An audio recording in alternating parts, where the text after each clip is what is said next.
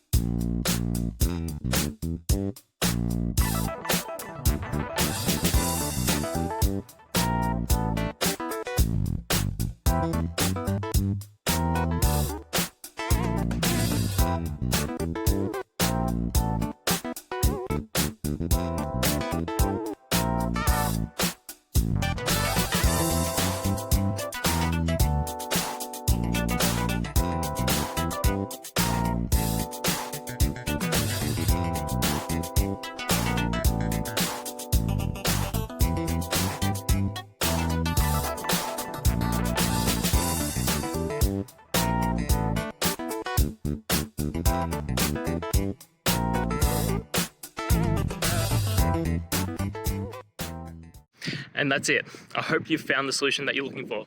If you did, please hit subscribe. I'd really appreciate it. And until the next time that you need technical help, I hope you have a good one. Cheers.